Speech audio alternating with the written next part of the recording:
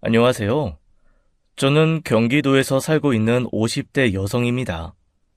저는 2년 전 21년의 결혼 생활에 종지부를 찍고 남편과 이혼했어요. 돈 잘 벌고 가정적인 남편 덕분에 주변 부러움도 많이 샀던 제가 나이 50에 이혼하게 될 줄은 꿈에도 몰랐습니다.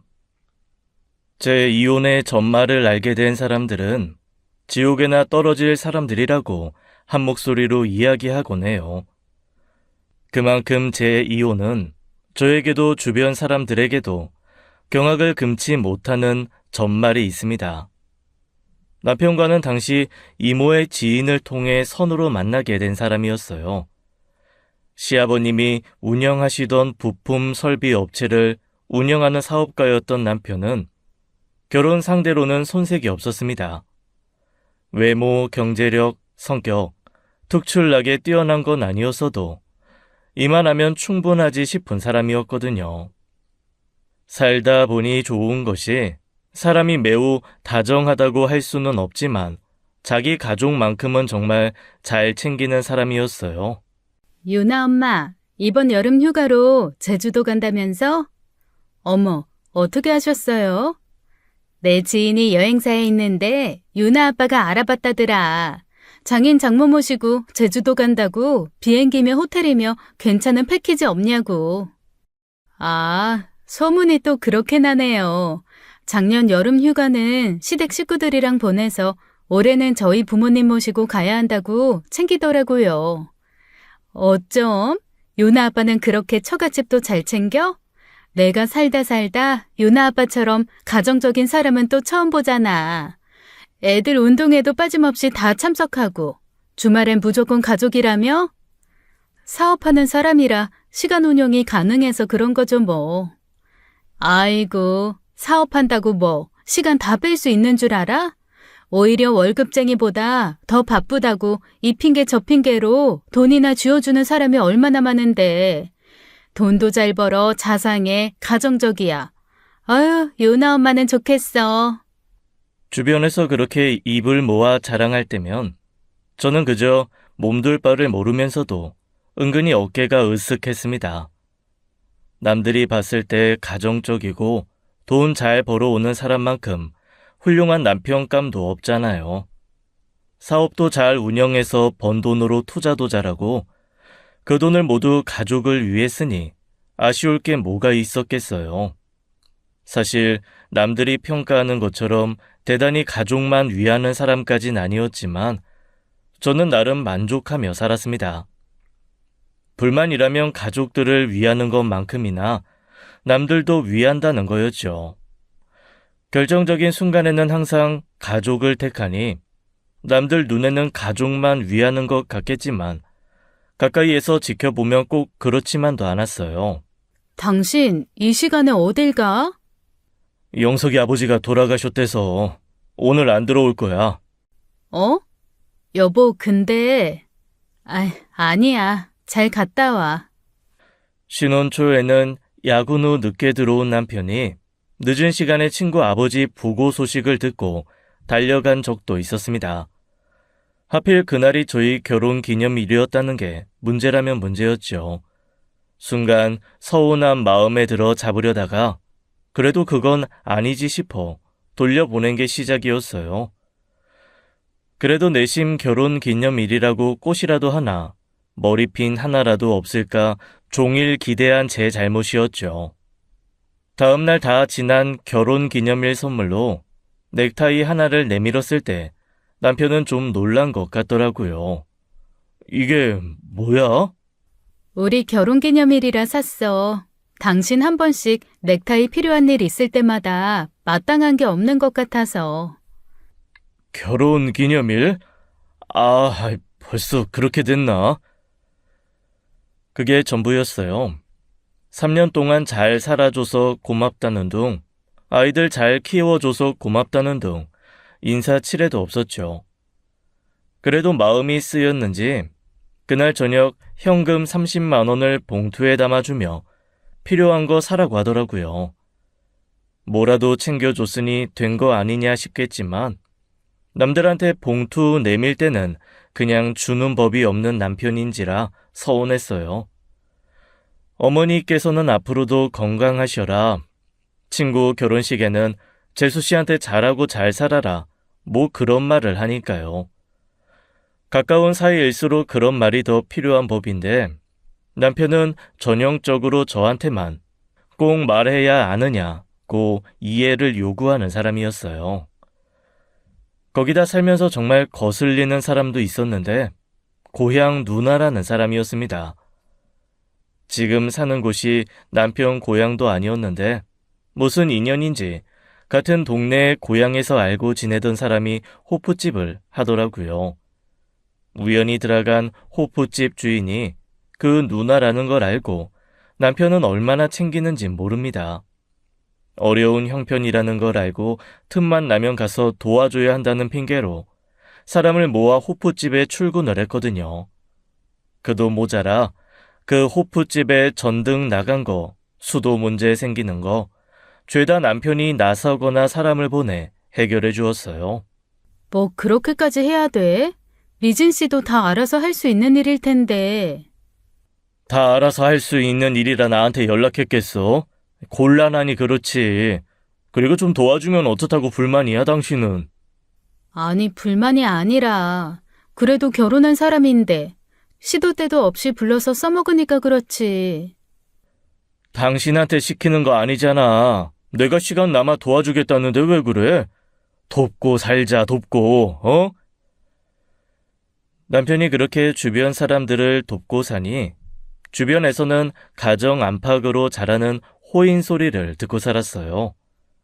게다가 남편은 시댁을 끔찍히 생각해요. 정확히는 시어머니와 하나뿐인 여동생인 신우요. 아버님이 돌아가신 이후 그 두 사람이 의지할 곳은 자기뿐이라며 책임감을 느껴 그렇다는데 좀 심했습니다. 원래는 합가하자고 했었어요. 아이러니하게도 그 합가를 마다한 게 시어머니였고요. 남들한테 시집살이 시킨다는 소리 듣고 싶지도 않고 며느리 눈치 보고 살기 싫다며 거절했죠. 대신 시댁과 같은 아파트에 살며 잦은 만남이 있긴 했습니다. 객관적으로 어머님은 좋은 분이셨어요. 딱히 시집살이라고 시키는 것도 없었고 오히려 저희 애들 어렸을 때 봐주시기도 해서 도움을 많이 받았죠. 신혼 초부터 시댁에 수시로 드나들며 어머님이나 신우에게 필요한 건 없는지 살뜰히도 살폈습니다. 근데 저도 할 말은 없는 게 그만큼 거리가 있는 친정 부모님도 잘 챙겼어요. 저한테 말도 없이 때 되면 보양식 사다 보내드리고 안부 전화도 틈틈이 드리고요. 그러니 제가 무슨 불만을 가지고 살았겠어요. 내색하기 힘든 불만이라면 남편 인생 순위에 저만 제일 마지막이라는 것뿐이었죠. 여보, 나 백화점 갔다가 봐둔 옷이 있는데 이번 생일에 사도 될까? 당신 옷 많잖아. 옷장만 봐도 당신 옷이 대부분인데 무슨 옷을 또 사? 옷이 뭐 없어서 사나? 마음에 든 옷이 있으니까 사는 거지. 요즘 경기 안 좋아서 회사도 잘 안 돌아가. 다음에 사. 좀 섭섭하네. 지난달 아가씨 생일에는 큰돈 썼으면서. 뭐? 나 다 알고 있어. 당신 아가씨 생일에 중고차 사줬다며. 동생 생일에는 차도 사주면서 마누라 생일에 그 몇십짜리가 아까워? 애 데리고 다니기 힘들다고 해서 중고로 사준 거잖아, 중고로. 당신은 남이 사정 뻔히 알면서 그런 식으로 말해?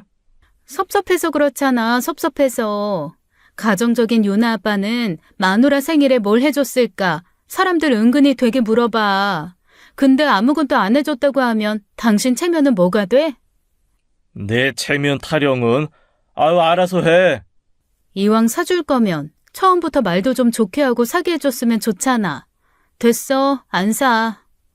사라고 사. 사라는데 이젠 말투 문제야? 됐어. 당신 가만 보면 세상 사람들한테 다 친절하면서 나한테만 박해, 나한테만. 그때가 결혼 후 5년 차였을 거예요. 5년이면 저도 참기도 많이 참았잖아요. 그렇게 직접적으로 서운하다는 티를 내도 남편은 제 마음을 잘 알아주지 않았습니다. 남들한테 말하기도 부끄럽고 친한 친구는 배부른 소리 하지 말라고 했었죠. 참다 시어머니 앞에서 그런 내색을 하면 시어머니도 그 문제만큼은 남편 편이었어요. 밖에서 일하는 사람 머리 아프게 그런 걸로 신경 쓰게 하지 마. 너 미진이 도와주는 걸로도 한 소리 한다며. 미진이 걔가 어려서부터 집도 어렵고 시집도 잘못 가서 고생 많다더라. 여자가 그렇게 사사건건 밖에 일까지 나서서 간섭하면 남자가 고달파. 아니, 간섭하는 게 아니라 유나 아빠는 너무 지나친 면이 있어요. 솔직히 그렇게 다른 사람들 다 챙기면서 저만 뒷전이고. 시어머니의 말에도 서운해 한마디 하면 그나마 제 편을 들어줬던 건 신우였습니다. 남편과는 2살, 저랑은 동갑이었는데 남편과의 갈등에 유일하게 제 편을 들어준 사람이었죠. 언니 말이 맞지 뭐. 엄마는 엄마도 여자면서 그것도 몰라줘? 남편한테 1순위가 처자식이 되어야지. 오빠는 가만 보면 너무 남이 먼저야. 언니, 마음 풀어요. 오빠가 장남으로 너무 책임감 강하게 커서 그런지 남일도 그냥 못 지나치더라고요. 고마워요, 아가씨. 그래도 내 마음 알아주는 건 아가씨밖에 없네. 겉보기에 평범한 시댁의 문제라면 딱 하나가 있었는데 바로 애물단지 같은 신우였어요. 신우는 어렸을 때 혼전 임신으로 아이를 낳고 혼자 애를 키웠습니다. 제가 결혼했을 때 2살 된 시조카를 혼자 키우는 걸 보고 얼마나 놀랐는지 몰라요. 신우한테 너무 상처가 되는 이야기라 꼬치꼬치 묻진 못했지만 아무래도 남자 쪽에서 일방적으로 연락을 끊은 것 같더라고요. 시아버님이 남기고 간 재산이 좀 되고 육아도 어머님께서 도와줬으니 가능했지 아니면 어림도 없었을 겁니다. 그래서 늘 어머님한테도 남편한테도 신우는 아픈 손가락 같은 존재였어요. 남편이 시댁을 더 신경 쓸 수밖에 없는 이유이기도 했고요. 그러다 보니 남편이 시조카까지 챙겨 아빠 노릇을 자처한 적도 참 많았습니다. 남편한테 버림받고 혼자 애 키우는 여동생이 얼마나 애틋하겠어요. 그 문제로도 내색하기 힘든 섭섭함이 있었죠. 첫째 딸의 운동의 날이었습니다. 딸에게 첫 번째 운동회이기도 해서 부모로서 저도 참 설레는 날이었어요. 카메라를 챙겨 딸 운동회 구경을 갔었는데 딸 100m 달리기 시합에서 1등으로 들어왔죠. 너무 기뻐 사진도 찍고 환호하는데 방금까지만 해도 옆에 있던 남편이 없는 거예요. 어딜 갔나 싶어 나중에 보니 그때 마침 시조카가 가판대에서 사고 싶은 장난감이 있다고 해서 나갔다는 겁니다. 그래도 우리 유나 첫 번째 운동회인데 그걸 안 보고 갔단 말이야? 첫 번째, 두 번째 그게 뭐가 중요해. 내년에도 할 건데. 1등으로 들어왔는데 아빠가 봐주면 좋지. 태준이 장난감이야 끝나고 사줘도 될걸. 아빠가 다 보고 있었다고 생각할 텐데 유나가 얼마나 속상하겠어? 봤다고 하면 되지. 굳이 솔직하게 말해야 해? 아유, 적당한 거짓말로 다 같이 기분 좋으면 됐지. 결국 딸에게는 엄마랑 아빠가 그 순간을 다 지켜보고 있었다고 거짓말했습니다. 딸이 기뻐하고 자랑스러워했으니 그럼 된 것일지도 몰라요. 하지만 저는 그게 너무 서운하더라고요. 그거 하나만 두고 제가 서운하다고 하진 않았을 거 아니에요. 전부터 은근히 시조카와 저희 아이 사이에서 시조카를 챙길 때마다 마음이 좀 상했죠. 하지만 아빠 없이 자라는 애인데 저도 너무 야박하게 굴긴 힘들더라고요. 그래서 신우가 제 눈치를 보기도 하고요. 언니, 미안해요. 태준이가 이상하게 졸라대는 바람에 유나 차례인 줄 알았으면 어떻게든 달래서 좀 말려봤을 텐데. 괜찮아요. 이미 지난 일인데요, 뭐. 그 옆에서 속도 없이 남편이 사준 장난감 종에 푹 빠져 있는 시조카가 안 미워 보였다면 솔직히 거짓말이겠죠. 신호 사정을 모르는 바는 아니니 그런 생각이 들 때마다 저도 괴롭기는 했습니다. 그래서 차라리 새 시집이나 가면 낫지 않을까 싶어 선을 주선한 적도 몇 번 있었어요. 아가씨, 나 아는 사람 중에 공기업 다니는 괜찮은 남자 있거든요.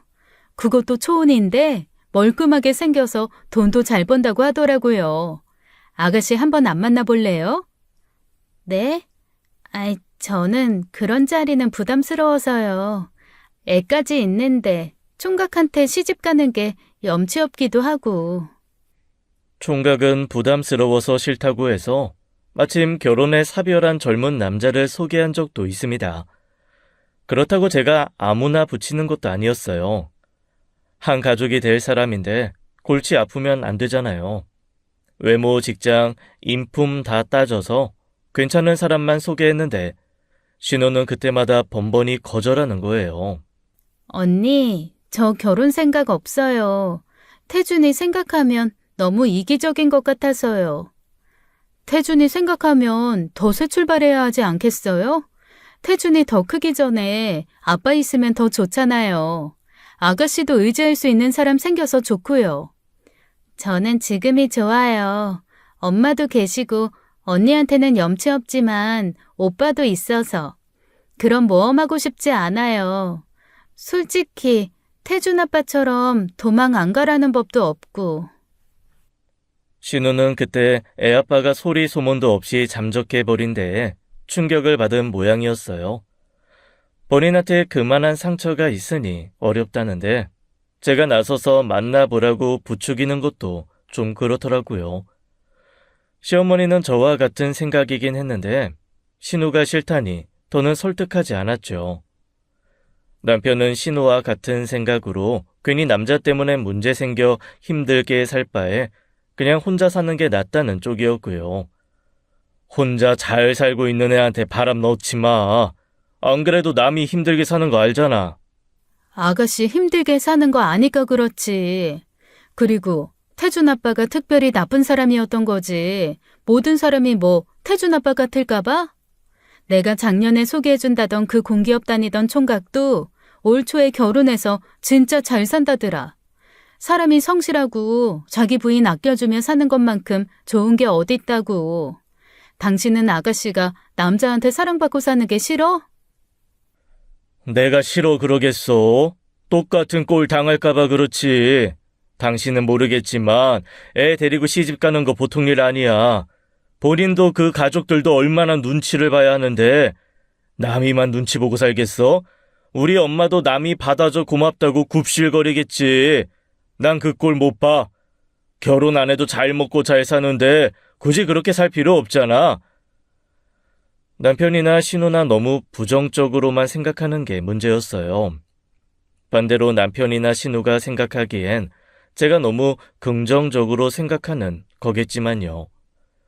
그래서 젊은 나이에 신우는 남자 한 번을 안 만나고 애만 키우고 살더라고요. 저도 몇 번 그렇게 주선하다 안 되겠구나 싶어 포기했습니다. 그러던 차에 우연히 신우랑 함께 가다가 아는 지인이 나서서 주선을 한 적이 있었어요. 유나 엄마, 어제 마트에서 그 옆에 있던 사람은 누구야? 인물이 꽤 괜찮던데. 아, 신우예요. 왜요? 어머, 그래? 결혼은 했고? 내가 아는 사람 아들이 지금 딱 결혼 정년기거든. 둘이 얼굴합이 괜찮을 것 같던데. 아, 결혼은 아니고 미혼모예요. 애 하나 있는. 아유, 그래? 아이, 그게 좀 아쉽긴 하네. 그래도 인물은 좀 좋던데. 아가씨가 인물이 좋기는 해요. 근데 사정이 그렇다 보니까 결혼은 좀 힘들어서 여태 혼자예요. 딱하네. 유나 엄마가 그렇게 잘 지내는 사람이면 성격도 괜찮을 텐데. 그쪽에서 괜찮다고 하면 한번 주선해볼까? 글쎄요. 아가씨가 결혼에 관심이 없어서요. 관심 없어도 인연은 다 있다더라. 보고 아니면 마는 거지 뭐. 신우를 본 지인은 번갯불에 콩 구워 먹듯 그 자리에서 바로 지인에게 연락해 물었습니다. 불행인지 다행인지 그쪽에서도 12살짜리 아들이면 다 컸으니 괜찮을 것 같다며 소개에 응하고요. 갑작스러운 제안에 저도 어리둥절했지만 번번이 거절한 신우가 생각나 제 쪽에서 정중히 사양했죠. 그런데 우연인지 필연인지 또 그 마트에서 만난 거예요. 이번엔 그때 말한 그 청년과 그 엄마 되는 사람도 함께 있었고요. 어머, 유나 엄마, 여기서 또 보네. 안녕하세요. 유나 고모라고요. 만나서 반가워요. 마침 잘 됐다. 내가 그때 말했던 총각이 바로 이 총각인데. 아우, 안녕하세요. 말씀 많이 들었습니다. 네? 아, 네. 안녕하세요. 아주머니, 갑자기 이러시는 법이 어딨어요. 제가 그때 분명 안 된다고 말씀드렸잖아요. 모양새가 제가 신우 몰래 그 남자랑 만나게 한 꼴처럼 보여서 눈치가 보이더라고요. 그런데 아주머니는 날이라도 잡은 것처럼 뭐 어떠냐며 적극적으로 그 총각을 제 신우 옆에 붙였죠. 어머, 이렇게 보니까 딱이다. 홍철이 엄마, 내가 그랬지? 둘이 얼굴합이 딱 맞다니까. 그렇네. 우리 홍철이랑 잘 맞네. 만나서 반가워요, 아가씨. 네? 그게... 죄송합니다. 사전에 얘기가 안 된 부분이라서요. 나중에 다시 연락드릴게요. 뭘 나중에야. 칼 뽑은 김에 무라도 잘라야지. 지금 연락처 교환해요. 아주머니. 저 혹시 괜찮으시면 번호 좀 여쭤봐도 될까요? 네? 그게...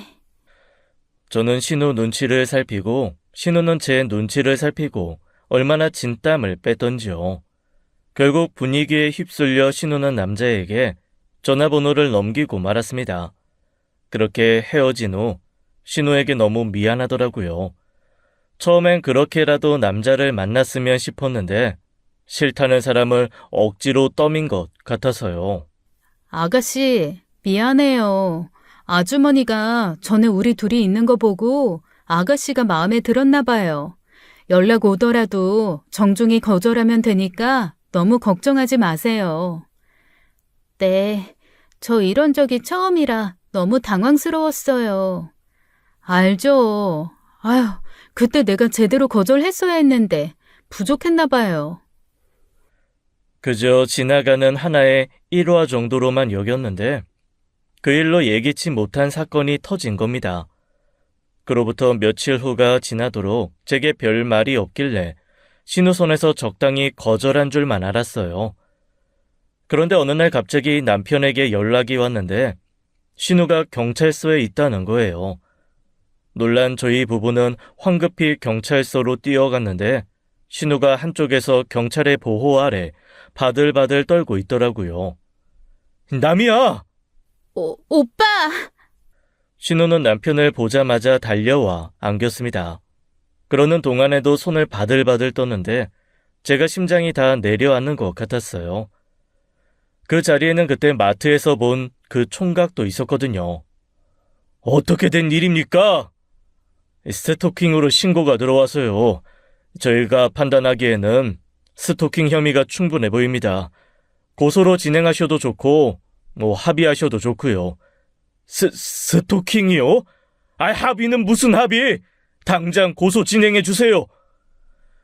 알고 보니 그 남자는 거절한 신우를 끈질기게 쫓아다니며 귀찮게 군 모양이었습니다.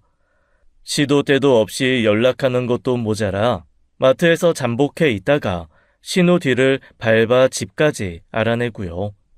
그도 모자라 거절하는 신우의 팔을 거칠게 잡아채며 하자 있는 년 데려가 주겠다는데 어딜 감히 자기를 거절하느냐고 난동을 부린 모양이에요. 그런 사람이다 보니 결혼 정년기에 홍기를 놓치고 미혼모라는 데도 개의치 않았던 거지요. 그 일 때문에 저는 한동안 시댁에서 죄인 아닌 죄인이었습니다. 불쌍한 신우 치워버리고 싶은 짐짝처럼 취급해 아무나 소개해줬다면서요. 저에게 늘 잘해주시던 시어머니께서도 한동안 저와 말도 안 섞으셨고 남편은 거의 일주일을 시댁에서 출퇴근할 정도였죠. 솔직히 제가 주선한 선도 아니어서 억울했지만 제 지인이라는 이유로 저도 미안해 아무 말도 못했습니다. 그 뒤로는 한 번도 신우에게 선자리를 제안해 본 적도 없어요. 선자리가 뭐예요? 연애라도 해봐라 말도 못 꺼냈죠. 그렇게 20년을 가까이 살았습니다. 그러다 20살이 된 딸을 데리고 산부인과를 찾은 날이었어요. 대학 입학하기 전에 자궁경부암 예방접종을 하려고요. 딸이 성인이 되니 남자친구 문제도 신경이 쓰이고 주변 엄마들이랑 이야기를 해보니 이미 했다는 집도 더러 있더라고요. 내가 너무 무지했구나 싶어 다음날 바로 딸을 데리고 산부인과로 간 참이었습니다. 그런데 그곳에서 뜻밖의 사람을 만난 거예요. 저희 병원에선 따로 해드릴 수 있는 게 없어요. 임신 중단 방법을 알려드리는 것도 불법이고요. 죄송합니다.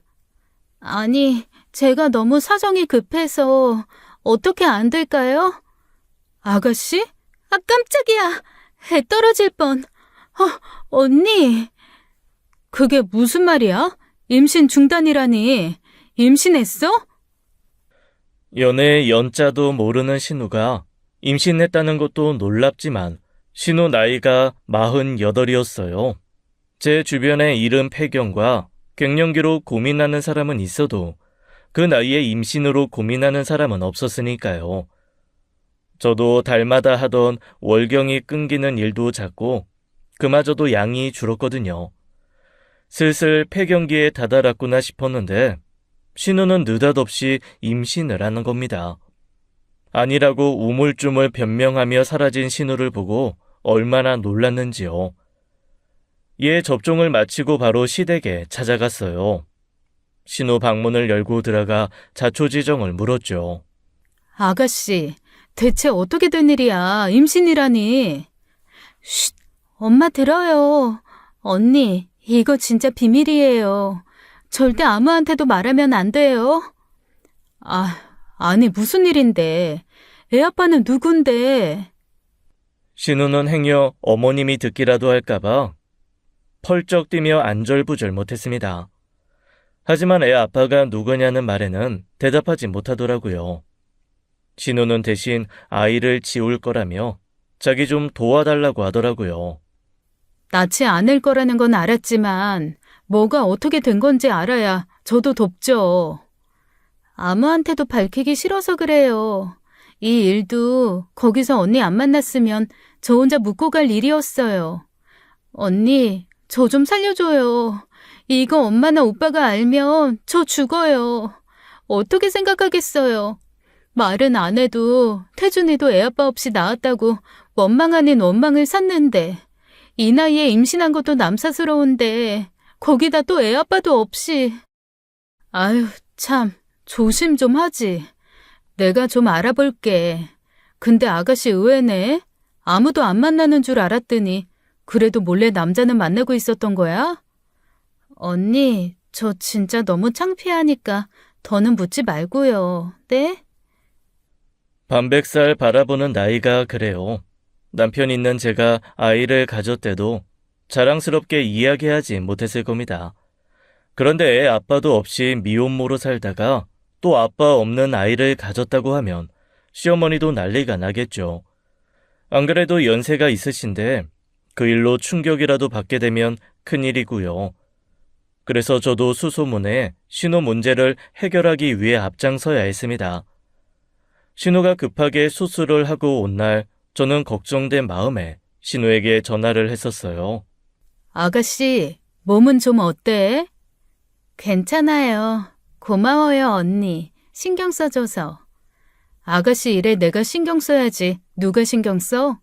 당분간은 어머님한테도 몸이 좀 안 좋다고 하고 내내 누워있어. 내가 미역국이라도 끓여다 줄까? 됐어요. 엄마가 이상하게 생각하지. 고마워요.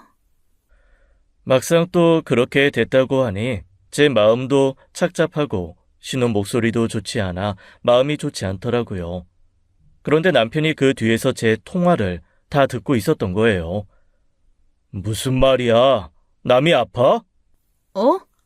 여보, 언제 왔어? 기척 좀 내지. 사람 간 떨어지게. 아무것도 아니야. 그냥 감기 기운이 있는 모양인데. 그냥 감기 기운이 아닌 것 같은데 감기 기운이면 어머니한테 왜 거짓말을 하고 누워있으래? 아유, 좀. 이만큼 말했으면 적당히 넘어갈 줄도 알아요. 뭘 그렇게 꼬치꼬치 다 알려고 그래? 여자들 일에. 이게 그냥 여자들 일이야? 내 동생 일이지? 당신 사실대로 말 안 해? 남편이 그렇게 저를 다그쳤지만 저는 순순히 말할 생각이 없었습니다. 그런데 그때 가만히 듣던 딸이 대뜸 그러는 거예요. 고모 임신해서 그런 거 아니야? 유나야. 뭐? 임신이라니? 남이가 임신이라고? 아유, 진짜 너는 왜 어른들 일에 나서서. 남편은 적잖이 당황했는지 그대로 얼어붙어 버렸더라고요. 자기 집 일에는 누구보다도 극성인 남편이 알게 됐으니 야단났다 싶었죠. 그래서 저는 황급히 변명하듯 이야기했습니다. 나도 잘 몰라. 아가씨가 비밀로 해달라고 그렇게 간청해서 내가 말 안 한 거지. 도와달라 그래서 수술 잘한다는데 알아줬고 오늘 하고 와서 몸 괜찮냐고 물은 거야. 당신 괜히 나서지 마. 아가씨도 여잔데 오빠가 이 사실 알게 됐다고 하면 얼마나 민망하겠어. 그리고 당신 나서면 어머님 알게 되는 것도 시간 문제인데 어머님 아셔봤자 좋을 거 있어. 거기다 태준이는 어떻고. 그러니까 그냥 모른 척해, 응? 남편은 착잡한 표정으로 소파에 앉아 깊은 한숨을 쉬었습니다. 저는 그대로 남편이 시댁으로 튀어갈까봐 얼마나 조마조마했는지 몰라요. 다행히 남편은 제 말에 납득을 했는지 그날 바로 시댁에 가진 않았습니다. 신우 낌새를 보아 신우에게 아는 체 한 것 같지도 않았고요. 그렇게 큰 산 하나를 넘었구나 싶던 어느 날이었죠. 아무래도 마음이 쓰여 미역에 문어를 넣어 죽을 끓여 시댁에 들른 날이었습니다. 그게 뭐냐? 어머니 계셨어요? 경로당 가신 줄 알았는데 아가씨 몸이 안 좋다고 해서 죽 좀 써왔어요. 그 정도는 아닌데 뭘 그런 수고를 했어. 가만히 있어봐라. 시어머니께서는 제가 왔음을 알리려는지 신우 방으로 가서 문고리를 열었습니다. 그런데 어머니께서 문을 열다 마시고 갑자기 빤히 서 계시더라고요. 이렇다 저렇다 말도 안 하시고요. 그래서 이상하다 싶어 다가가려는데 갑자기 문을 닫는 겁니다. 왜요? 아가씨 자요? 아니다. 곧 나올 거다. 무슨 죽을 썼는데? 미역이랑 낙지를 좀 넣었어요. 기장미역인데 친구가 부산 살아서 좋은 거 보내줬거든요. 미역이 다 거기서 거기지. 그래도 현지인이 좋다고 하면 그게 제일 좋은 거 아니겠어요? 아가씨는 왜 안 나오지? 아가씨, 나 왔어. 나와서 죽 좀 먹어봐. 그때 아가씨 방문이 열렸는데 저는 순간 당황하고 말았습니다. 회사에 있어야 할 남편이 그 방에서 나왔거든요. 정신없이 들어오느라 현관에 남편 신발이 있는 줄도 몰랐던 거예요. 자기 집이니 남편이 시댁에 있는 게 이상한 일은 아니었습니다. 전부터 종종 시간 될 때마다 대중 없이 시댁을 찾기도 했으니까요. 그런데 그때 이상하게 촉이라는 게 발동되더라고요. 둘 얼굴이 이상하게 붉게 상기되어 있었거든요. 당신이 왜 두 사람이 거기서 나와? 언니 왔어요? 오빠가 갑자기 찾아와서 얘기 좀 하다가. 이야기? 당신 설마. 어머니, 저 이만 가볼게요. 그래라. 남편은 그다지 놀란 기색도 없이 저를 지나쳐 나가버렸습니다. 어머님이 있는 자리라 저도 조심스러워서 그 이상의 내색은 못했어요. 그때는 뭔가 이상하다, 어라 싶은 촉이 발동했던 건데 신우 임신 문제로 찾아왔구나 싶었어요. 기어이 신우한테 아는 체 했구나. 아, 둘이 얼굴 붉히며 싸우기라도 했구나 했지요. 어머님 몰래 물어보니 신우도 남편이 그 일로 찾아온 게 맞다고 했었어요. 별말은 없었고 그냥 좀 혼이 났다고만 하더라고요. 그런데 이상하게 그날 밤 자꾸 그 일이 떠오르는 거예요. 남편과 신우가 같은 방에서 상기된 얼굴로 나오는 그 장면이요. 평소 남편 생각하면 그렇게 이상한 일도 아니었는데 어머님께서 방문을 열다 멈칫하시며 닫으신 거나 두 사람이 평소와 같지 않다는 게 자꾸 마음에 걸렸습니다. 참 희한한 일이죠. 한번 두 사람이 신경 쓰이기 시작하니 그 뒤로 자꾸 두 사람이 함께 있는 걸 보면 이상한 생각이 드는 겁니다. 당신 말이야. 아까 아가씨랑 무슨 얘기했어? 갑자기 그건 또 무슨 말이야? 아까 둘이 베란다에서 되게 즐거워 보이던데. 그냥 회사 이야기, 태준이 이야기 했겠지. 회사 일이랑 태준이 일인데 그렇게 즐겁게 할 일이야? 이 사람이 오늘따라 왜 이래? 저는 그때 제가 이상해진 줄만 알았습니다. 넋을 놓고 남편과 신우를 의심하면서도 제가 미쳤다 싶어 제 뺨을 때린 게 여러 번이에요. 그러던 어느 날이었습니다. 여러 날 제가 근심에 밥도 제대로 먹지 못한 걸 눈치챈 건 대학 입학을 앞둔 딸이었죠. 한창 거실에 앉아 빨래를 개우고 있을 때였어요. 아휴, 내가 미쳤지 미쳤어. 무슨 생각을 하는 거야? 엄마, 유나야, 짐은 다 쌌어? 빠진 거 없나 잘 챙겨봐. 나중에 사려고 하면 다 돈이야. 다 챙겼어. 근데 나 엄마한테 할 말 있는데. 할 말? 무슨 말? 딸은 갑자기 찾아와 그렇게 말하곤 한참을 망설였습니다. 대학 기숙사 갈 생각하니 마음이 뒤숭숭한가 싶었어요. 그런데 딸이 꺼낸 말은 생각지도 못한 말이었죠. 전부터 말해야 하나 말아야 하나 오래 고민했는데 요즘 엄마 보니까 말하는 게 좋겠다 싶어서. 무슨 일인데 그렇게 뜸을 들이고 그래?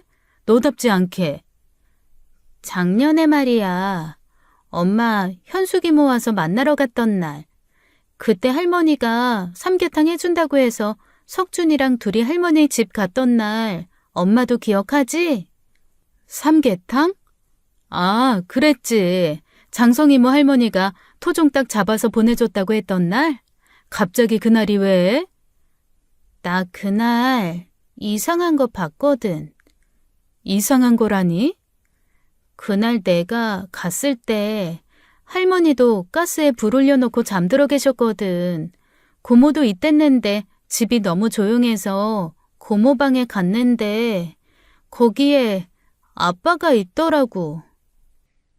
그 순간 목구멍이 탁 막히는 것 같은 느낌이 들었습니다. 평소 같으면 그게 이상한 일이라고 생각하지도 않았을 거예요. 그런데 딸이 그 이야기를 시작하자 숨도 못 쉬겠더라고요. 고모 방에는 침대가 없잖아. 둘이 바닥에 누워서 잠들어 있었는데 고모 손이 아빠 팬티 속에 있었어. 딸은 그렇게 말하곤 어쩔 줄 몰라 했습니다. 마치 말하면 안 된다는 말을 했다는 듯 아래 입술을 잘근잘근 깨물면서요. 거기서 제가 뭐라고 하겠어요. 그냥 잠결에 그랬나 보다. 유나 네가 잘못 봤겠지. 그런 말로 어영부영 넘어갈 수도 있었을 거예요. 그런데 정말 목구멍이 콱 막힌 듯 아무 말도 안 나오더라고요. 오랜 침묵 끝에 제가 선택한 말은 따로 있었습니다. 그때 왜 말 안 했어? 그때는 무서웠어. 무서웠다고? 뭐가? 그냥 내가 생각하는 게 맞을까 봐. 알았어. 엄마가 알아서 할게. 엄마도 아빠랑 고모 의심하고 있었던 거지? 저는 딸에게 들키면 안 될 것을 들킨 기분이었어요. 제가 다 민망하고 수치스러웠습니다. 정작 딸한테 보이면 안 될 꼴을 보인 건 그 두 사람인데 말이에요.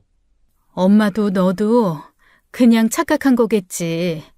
엄마가 제대로 알아볼 테니까 유나 너는 신경 쓰지 마. 그거 석준이는 본 거 아니지? 석준이는 그때 바로 화장실에 가서. 그래, 석준이한테는 내색하지 말고. 딸에게 기숙사 들어갈 준비나 제대로 마치라며 방으로 들여보낸 후 저는 안방 화장실로 들어와 변기를 부여잡고 구역질을 했습니다. 숨이 턱턱 막힌다는 생각에 크게 숨을 들어 마시는 순간 헛구역질이 나왔거든요. 저는 찬물로 세수하고 앞으로 제가 뭘 어떻게 해야 하는지 차분하게 생각을 정리했어요. 물론 그게 쉽지는 않았죠.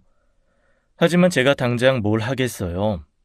이렇다 할 증거도 없이 대뜸 찾아가 둘이 무슨 사이냐 그렇게 물을 순 없잖아요. 그 뒤로는 일단 내색하지 않고 두 사람을 관찰하기 시작했습니다.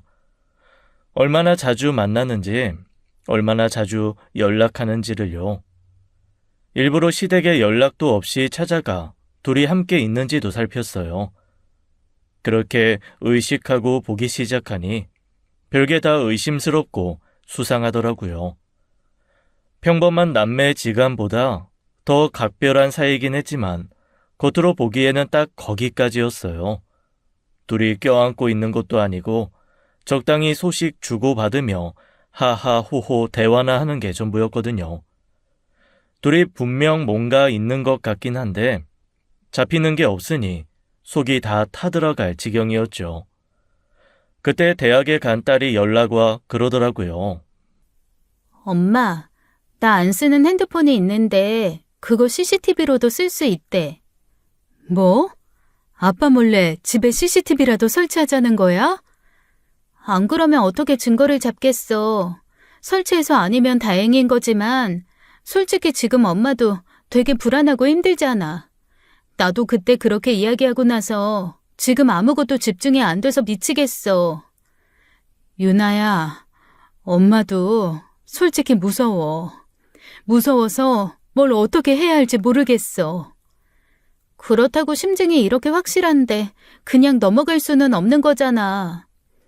아니, 유나야. 엄마는 아무리 생각해도 상식적으로 이게 맞나 싶어. 그냥 엄마 머리가 어떻게 된 거 아닐까? 어떻게 세상에, 어떻게 아빠랑. 나도 그날 두 눈으로 그거 목격하고도 내가 꿈을 꿨나 했어. 그 뒤로 두 사람 보는 게 얼마나 괴로웠는지 몰라. 솔직히 엄마, 나 그날 산부인과에서 고모 봤을 때 고모가 임신했다는 소리 듣고 그날 일부터 떠올랐었어. 아휴, 정말 미치겠다. 아휴, 정말 돌아버릴 것 같아. 그러니까 정황상 그때 신우의 임신이 남편과 관련이 있을 거라는 추측이었어요. 소름 돋게도 그게 남편의 아이였다고 가정하면 모든 일이 딱딱 들어맞긴 했습니다. 남자 만나는 낌새라곤 눈꼽만큼도 없던 사람이 임신했던 것, 신우가 제대로 설명하지 못하는 것, 단순히 시어머니에게 들키고 싶지 않은 비밀이라고 넘기기엔 너무 많은 공백이 느껴졌었으니까요. 결국 저는 딸의 말대로 딸이 안 쓰던 휴대전화를 이용해 안방에 CCTV를 설치했습니다. 남편이 신경 쓰지 않는 곳을 찾아 전선을 연결해놓고 상시 녹화와 녹음이 되도록 했지요. 저는 일부러 신우가 집에 왔을 때 두 사람을 두고 자리를 떠보기도 하고 집을 비워보기도 했었어요. 하지만 여러 날 동안 이렇다 할 증거가 안 잡히더라고요. 제가 망상에 빠졌나 정말 의심에 돌아버렸나 싶던 차 결정적 단서가 잡혔더라고요. 두 사람이 안방에 들어온 것 아니고 안방 근처에서 하던 대화 소리가 잡힌 것이었죠. 오빠, 슬슬 회사 정리해야 하지 않아? 그거 우리 태준이 물려주기로 했잖아. 태준이 대학 졸업하면 바로 데려가서 일 가르쳐야지. 그건 내가 알아서 할 테니까 너는 신경 쓰지 마. 태준이도 석준이도 내가 알아서 해. 뭐야? 왜 갑자기 말을 그렇게 두루뭉술하게 해? 오빠가 분명 회사는 태준이 거라고 했었잖아. 이제 와서 언니 아들이라고 석준이만 챙기려는 거 아니지? 남이야, 그게 그렇게 쉬운 문제가 아니라는 거 알잖아. 그리고 지금 석준이 고작 18이고 나도 겨우 50 좀 넘었어. 은퇴 생각하기엔 이르고 나이로 보나 뭐로 보나 남들이 봤을 땐 물려줘도 석준이한테 가야 맞는 거잖아. 그러니까 적당한 그림을 만들 때까지 기다려보란 말이야. 석준이 대학이나 가서 자기 진로를 정해놓고 나야 내가 태준이를 챙기든지 말든지 하지. 점점 더 불안해. 평생 나 혼자 산 것도 억울한데 이제 와서 우리 아들까지 찬밥 신세 될까봐. 그렇다고 내가 태준이 안 챙긴 건 또 뭐 있어. 어려서부터 아빠 필요한 장소는 다 갔는데 용돈에 저 생활비, 태준이 학비, 입대까지 나 할 만큼 했어. 그건 알아. 오빠 탓하는 거 아니야. 그냥 불안하다고. 저는 잘 안 들리는 그 음성을 듣고 또 듣고 얼마나 들었는지 몰라요. 거의 두 사람이 한 말을 외울 지경이 되었죠. 저는 그야말로 뒤통수에 폭탄이 날아드는 것만 같았습니다.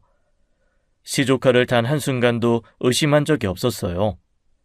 시조카가 남편과 좀 닮은 거야. 남매라서 그러려니 했습니다.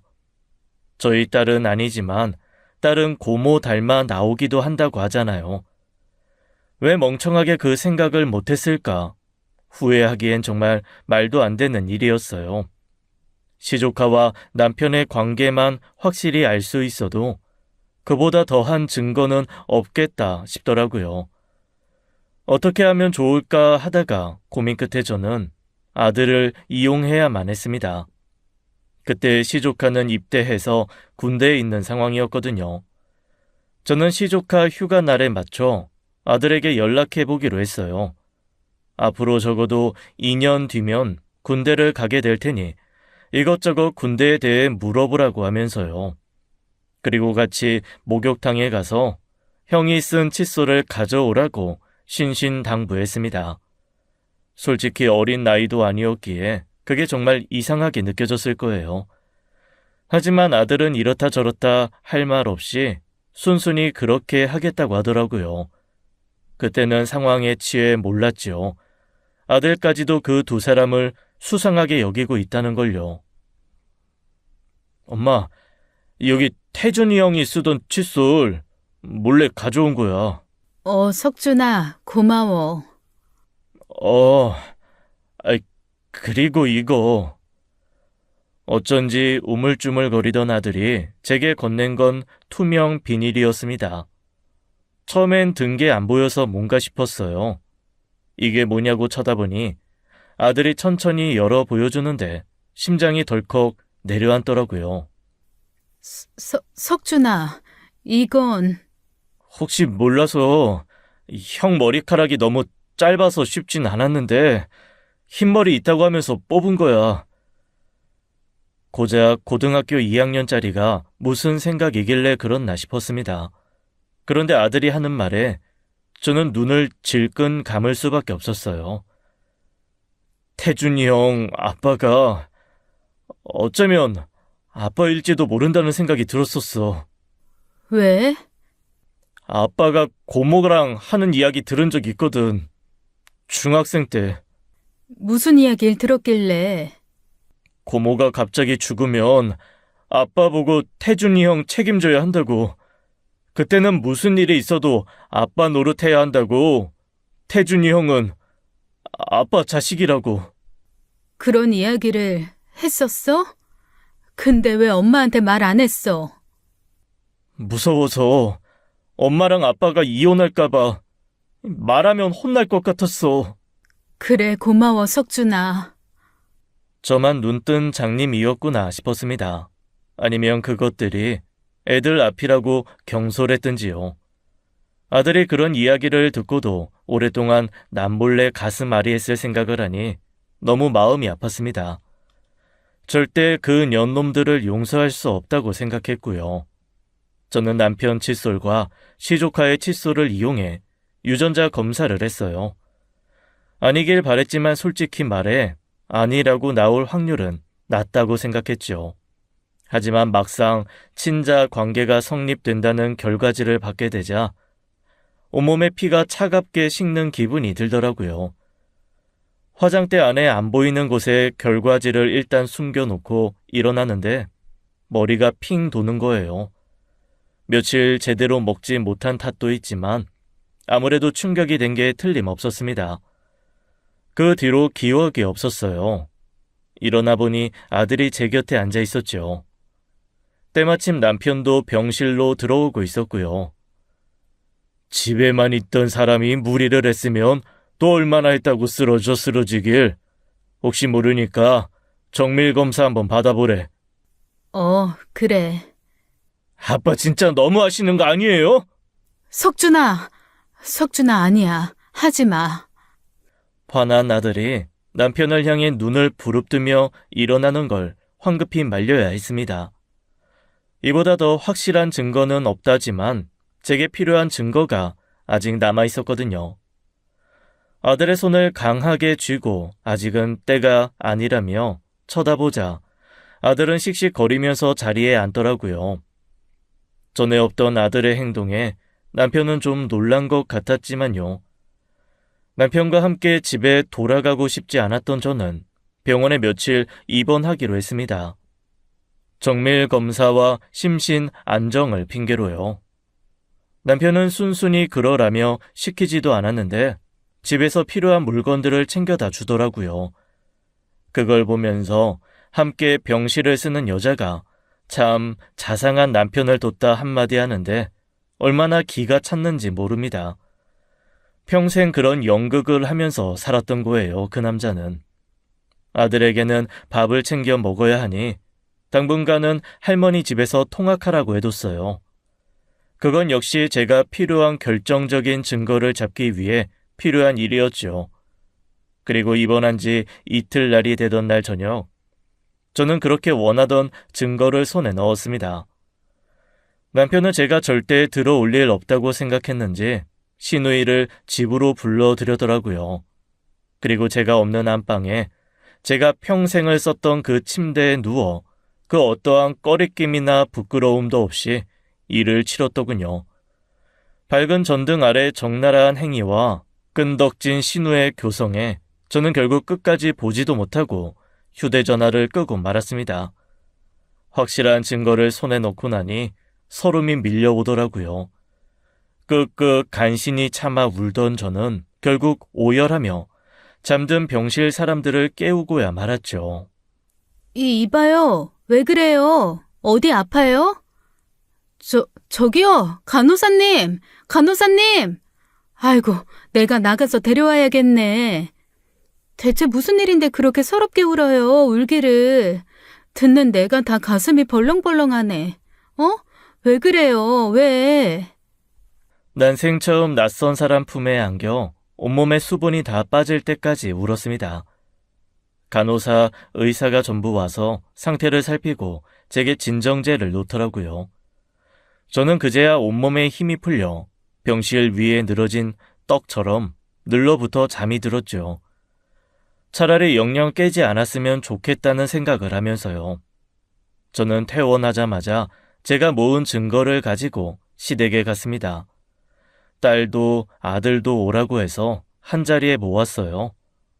처음에는 퇴원 기념으로 저녁이나 먹나 보다 하고 모인 사람들이라 표정이 참 밝더라고요. 언니, 그만해서 다행이에요. 큰 병이 있는 줄 알고 얼마나 놀랐는데요. 큰 병이라면 병이지. 근데 그게 나한테 있는 건 아니더라고. 그게 무슨 말이에요? 이거, 내가 아가씨 아들, 태준이 아빠를 찾았어. 네? 저는 신우와 남편 그리고 시어머니 앞에 유전자 검사 결과지를 보였습니다. 남편이 먼저 그걸 보더니 하얗게 질린 얼굴로 저를 보더라고요. 그러면서 가장 먼저 한 말이 그거였습니다. 지금 장난해?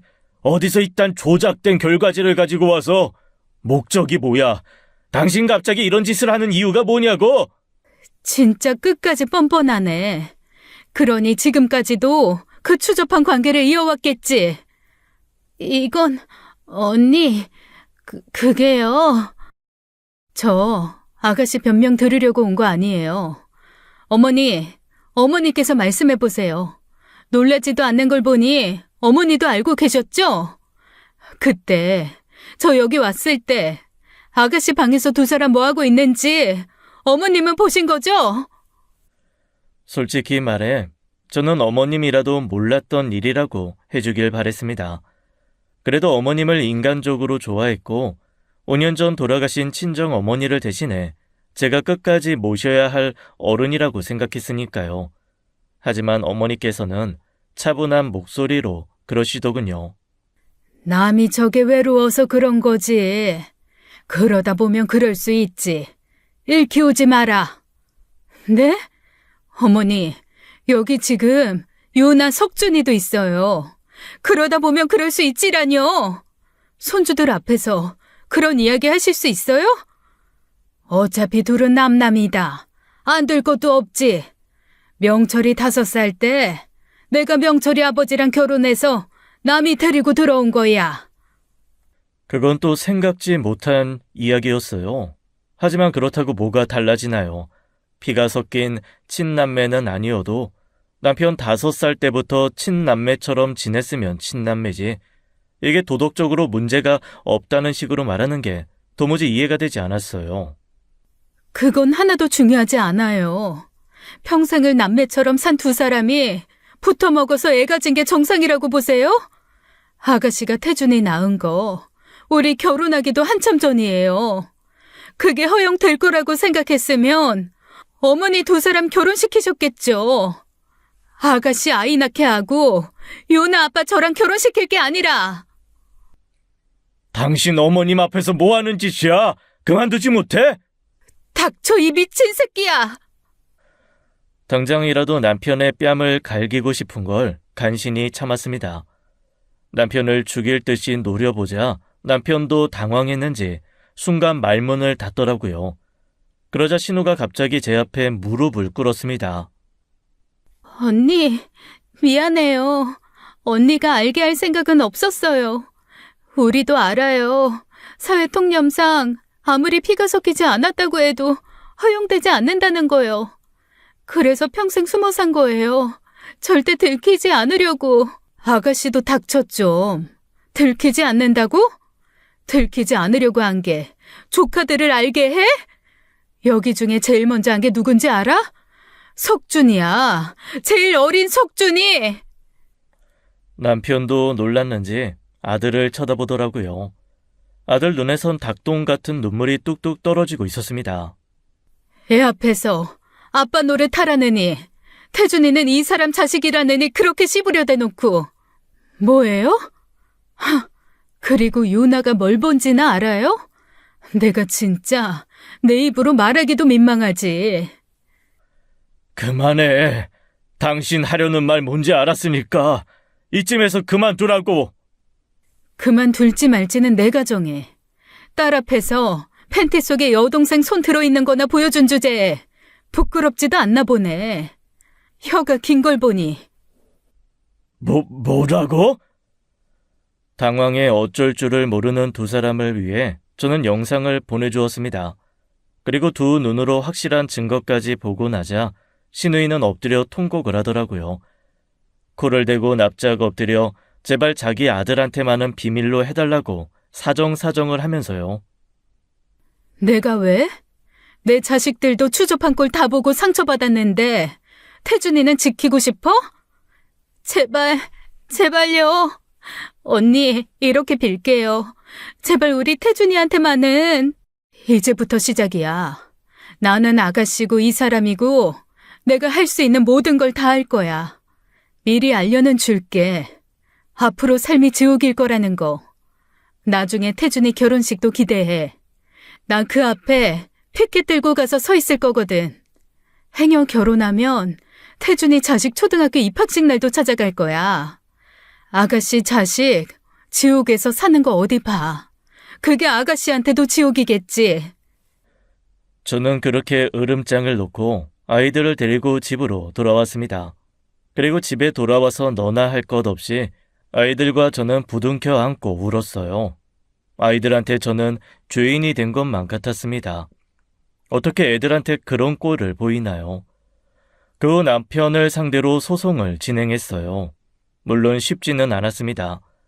딸과 엄청나게 많은 공부를 하고 변호사도 3명을 만난 끝에 진행시킬 수 있었어요. 일단 이혼은 이혼이고 위자료 청구 소송과 더불어 남편이 시조카에게 드린 돈에도 문제를 삼았습니다. 고소장이 들어가자 그제야 남편은 집에 와서 이야기를 좀 하자더라고요. 담배를 얼마나 피웠는지 남편이 오자마자 거실에 담배 냄새가 진동을 했죠. 그래서 원하는 게 뭐야? 결국 이혼, 재산 분할 그거 아니야? 해줄게. 해주면 되잖아.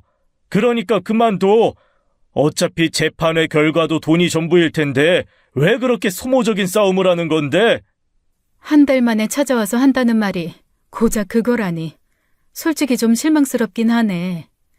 남편으로서도 아빠로서도 정말 최악이고 이런 사람이 호인 소리 듣는 세상이라니. 그만 좀 해. 우리도 어쩔 수 없었어. 그럼 애를 지워? 우린 그때 적어도 순수한 사랑을 했었던 거라고. 제발 좀 그 역겨운 입 좀 다물어. 순수한 사랑이라고? 그럼 그 순수한 사랑 당당히 드러내놓고 살지 그랬어. 결국 가장 추접스럽고 더러운 관계라는 걸 알았으니까 위장 결혼이나 하면서 뒤로 그런 짓까지 하지. 정말 부지런히도 살았다. 우린 안 하고 산지 오래됐는데 그게 아가씨 덕분에 해소가 됐나 봐. 그 나이에 임신까지 한 걸 보면. 그런 식으로 말하지 마. 그렇다고 남이 걔가 편하게 살았어? 결국 내 자식으로 인정받고 산 건 유나나 석준이야. 늘 아빠 없는 자식이란 소리 듣고 자란 건 태준이라고. 뭐 대단한 호의 베푼 것처럼 이야기하지 마. 태준이 상처받고 자란 것도 다 당신이랑 아가씨 이기적인 선택 때문이었으니까. 끝까지 아주 최악이네 당신. 끝까지 해보자.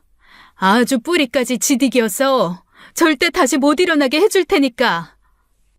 남편 말대로 결국 돈이나 받고 끝날 소송을 굳이 계속 이어나간 건 그 두 사람을 사회적으로 매장시키기 위해서였습니다. 원래 일이라는 건 크게 벌릴수록 소문난 잔치가 되는 법이었으니까요. 결국 제 얼굴에 침 뱉기였지만 20년을 속고 산 제가 고작 침 따위에 굴하겠나요? 제가 할 수 있는 최선을 다했는데도 그 울분이 가시지 않았는데요. 은근히 소문이 나면서 남편 사업장, 지인, 할 것 없이 다 퍼졌어요. 모 회사 고명철이 조카가 실은 여동생 사이에서 난 아들이라더라. 최근엔 그 여동생이 임신까지 했는데 그 애 아빠도 고명철이라더라. 그런 소문이요. 그 사이 제대한 조카가 알게 된 건 시간 문제일 뿐이었어요. 사실을 알게 된 조카는 신호를 찾아와 쪽팔린다, 더럽다, 그런 원망을 쏟아내고 집을 나가버린 모양이었습니다. 바로 저희 집에 찾아와 미친 사람처럼 소리를 지르더라고요. 내가 다 줬잖아. 내가 다 양보했잖아. 근데 왜 이렇게까지 하는 건데? 왜 내 아들한테까지 상처를 주는 건데? 아가씨, 나한테 대단히 양보한 거 없어. 내가 남편도 없이 혼자 애 키우는 신우한테 남편 양보하고 산 거지. 불쌍한 내 동생? 이 지랄 할 때부터 알아봤어야 했는데. 내가 멍청했어. 내가. 착각하지 마. 당신 아들한테 상처 준 건 내가 아니라 당신이니까. 스스로 더럽고 추접하고 쪽팔린 엄마가 된 거잖아. 아니야. 아니라고. 책임져. 내 인생 책임져. 내 아들 돌려내. 목이 쉬도록 미친 사람처럼 고래고래 소리를 질러 경찰까지 출동했어요. 소송이야 말할 것도 없이 제가 승소했고 남편은 시어머니를 모시고 다른 지역으로 이사해야 했습니다. 재산 분할 이후 급하게 사업체를 지인에게 정리하고 잠적하듯 사라져야 했죠. 신우는 함께 가지 못했어요. 완전히 미쳐버려서 정신병원에 입원했거든요. 남편은 책임감이 강한 사람이니 아마 이제 평생 어머님의 남은 생과 정신병원에 들어간 신우 뒷바라지를 하며 살겠죠. 제가 소문을 흘려서 문제가 커졌다며 명예훼손을 운운하기에 얼마든지 해보라고 했습니다. 저 무서울 거 하나도 없었거든요. 당신 그 귀한 아들이나 꽁꽁 잘 숨기고 살아. 내가 그때 한 말 그냥 한 말 아니니까. 결혼식, 돌잔치, 입학식 귀신같이 찾아내서 죽을 때까지 복수할 테니까. 그 사건이 벌써 2년 전의 일이에요. 그게 겁이나 정말로 조카를 꽁꽁 숨겼는지 몰라도 어디서 어떻게 사는지는 모릅니다. 우연이라도 평범하게 살고 있는 것을 본다면 저는 지금도 기꺼이 그들을 껴안고 같이 지옥에 떨어지고 싶어요. 미치고 싶은 사람은 저인데 이렇게 멀쩡히 살고 있다는 걸 다행이라고 해야 할지 불행이라고 해야 할지 모르겠습니다. 미치지 않았다 뿐이지 우울증 약을 꾸준히 복용하고 있거든요.